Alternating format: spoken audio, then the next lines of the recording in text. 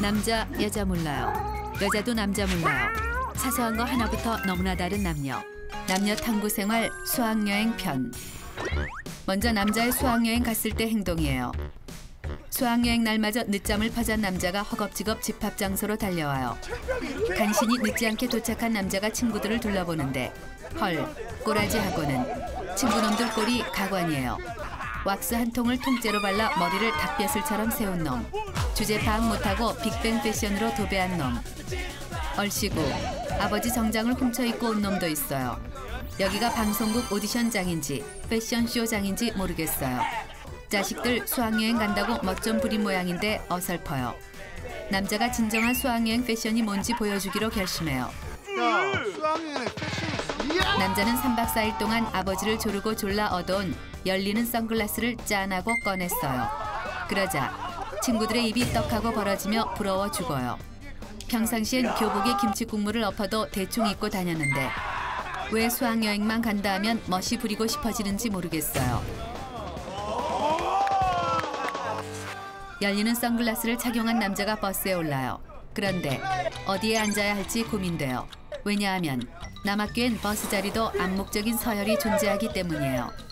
맨 앞줄은 공부 잘하고 선생님과 친한 범생이 전용석. 맨 뒷줄은 반에서 방귀 깨나 끼는 소위 잘 나가는 친구들의 전용석이에요. 즉, 앞자리에서 뒷자리로 갈수록 잘 나가는 학생인 것이에요. 하지만 남자는 공부를 썩 잘하는 것도 아니고 그렇다고 잘 나가는 것도 아닌 어중된 상태예요. 남자는 앞자리에 앉자니 존심이 상하고 뒷자리에 앉자니 잘 나가는 애들의 심기를 거슬 것 같아 고민이 돼요. 한참을 고민하던 남자는 솔로몬의 지혜를 발휘해 버스를 2등분해 1cm의 오차도 없는 정중앙에 앉기로 해요.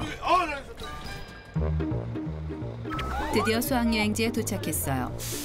이상하게 수학여행만 오면 나도 모르게 건들거리게 돼요. 다른 지역이라 나를 아는 사람도 없거니와 수학여행 온 다른 학교 애들에게 꿀리고 싶지도 않기 때문이에요. 남자는 배 내밀고 팔자 걷기 스킬과 앞니 사이로 침 찍 뱉기 스킬 등 평소엔 꿈도 못 꿨던 건들건들 스킬을 선보여요. 그때 다른 학교 교복을 입은 이쁜이가 눈에 들어와요. 남자와 친구들은 이쁜이를 뒤따라가며 원숭이처럼 우우와와 하는 괴성을 질러대요. 그런데 그때 어디선가 우리 학교 애한테 뭐하는 짓이냐는 호통소리가 들려와요. 어이가 없는 남자가 이건 또 어디서 굴러먹던 애송인가 싶어 돌아보는데 오 마이 갓. 쇠창살도 엿가락처럼 씹어 삼킬 것 같은 악마 포스의 떡대가 시베리아 야생 호랑이의 눈빛으로 노려보고 있어요. 너무 무서워 쉬야를 찔끔 지릴 뻔했어요. 하지만 여기서 쫄았다간 학교 망신시키는 거예요. 학교의 명예를 짊어진 남자는 눈에 힘을 주고 기가 막히다는 듯 하, 나, 참 하며 큰 소리로 모교의 용사들에게 SOS를 쳐요. 아싸가오리, 자랑스런 모교의 용사들이 이 광경을 목격하고 우르르 몰려와요. 그러자 상대 학교 애들도 우르르 몰려와요. 오 마이 갓. 사소한 눈싸움이 학교의 명예가 걸린 학교 대 학교 눈싸움 단체 매치로 발전해버렸어요. 이러다 싸움이라도 나면 뒷감당을 어찌해야 하나 싶어 걱정돼 죽을 지경이에요. 제발 쟤들이 그냥 순순히 물러나줬으면 좋겠어요. 그런데 그때 학생 주임 선생님이 몽둥이를 들고 뛰어와요. 원래 학생 주임 선생님이 이렇게 반가운 건 처음이에요. 비빌 언덕이 생긴 남자들은 너도나도 학교장으로 빙의해 허공에 발차기를 날려대며 말리지 마라, 아오, 니들 운 좋은 줄 알아라, 선생님이 니들을 살렸다 등등 입으로만 나불나불대며 허세를 부려대요. 남자들의 단체 싸움은 늘 이런 식으로 흐지부지 끝나는 게 대부분이에요. 하지만 후배들에겐 수학여행지를 평정하고 왔다고 살짝 뻥까기로 해요. 그 뻥은 아마도 부풀려지고 부풀려지다 수학여행 대첩이란 무시무시한 전설로 남아 길이길이 전해질 거예요. 드디어 대망의 수학여행 첫날 밤이 되었어요. 선생님이 안 자고 떠들면 자기 싫은 걸로 간주하고 밤새 군대 체험을 시켜주겠다며 엄포를 놓고 나가요. 그러자 시체처럼 얌전히 누워있던 남자들이 벌떡 일어나요.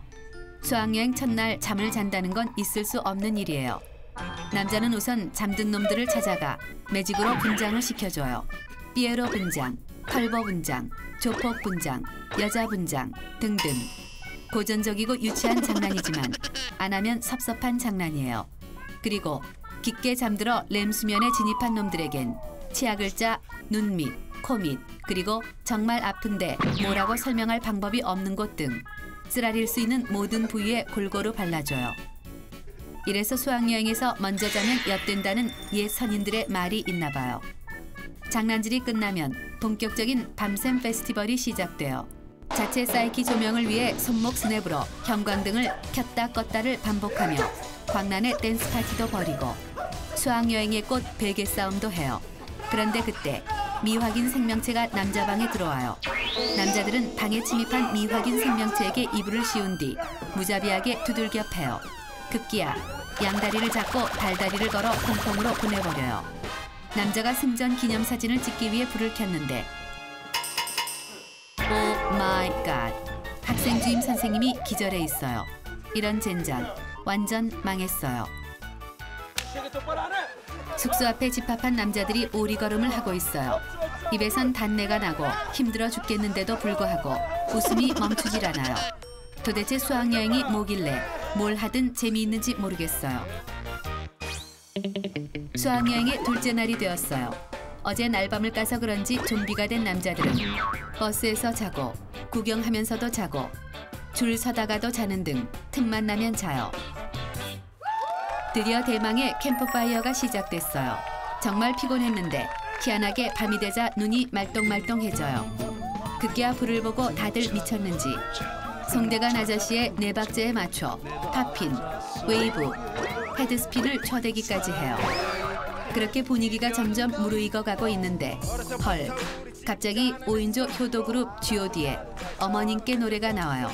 게다가 선생님들이 초와 종이컵까지 나눠줘요.